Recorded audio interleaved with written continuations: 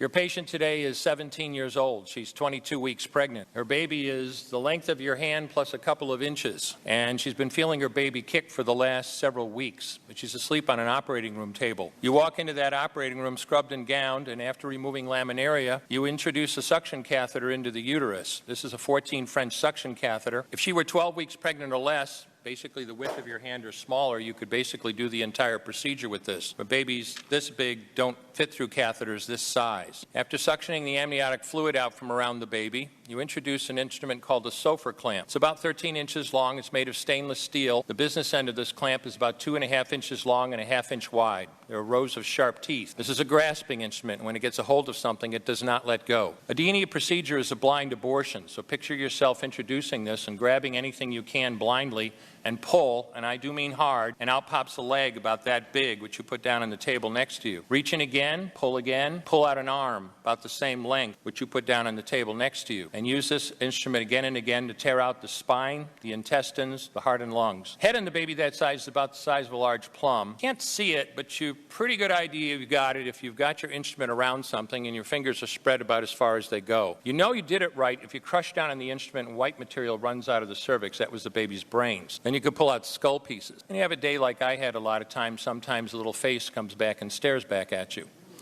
Congratulations, you just successfully performed a second trimester Dynia abortion. You just affirmed her right to choose.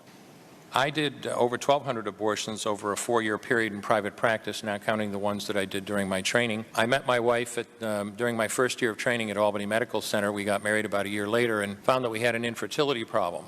After years of failed infertility treatment and several years trying to adopt a child, we were blessed with adopting a little girl that we named Heather in August of 1978. As sometimes happens in those situations, my wife got pregnant the very next month, and we had 2 children 10 months apart. 2 months short of my daughter Heather's 6th birthday, she was killed in an auto accident and literally died in her arms. Anyone who has children might think they have some idea of what that feels like, but unless you've been through it yourself, you have no idea whatsoever. I know people find it hard to believe, but what do you do after disaster? You bury your child and then you go back to your life. And I don't remember exactly how long it was after my daughter died that I showed up at Albany Medical Center OR number 9 to perform my first second trimester Dynia abortion.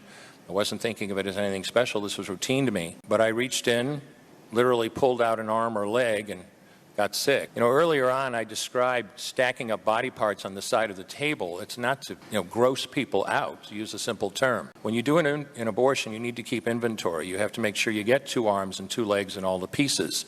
If you don't, your patient's going to come back infected, bleeding, or dead. So I soldiered on and finished that abortion. And I know it sounds, as I said, hard for people to believe, but I'm telling you straight up my experience. After over 1,200 abortions, first and second trimester up to 24 weeks and all the rest of it, and being very dedicated to it. For the first time in my life, I really looked at that pile of body parts on the side of the table. And I didn't see her wonderful right to choose, and I didn't see all the money I just made.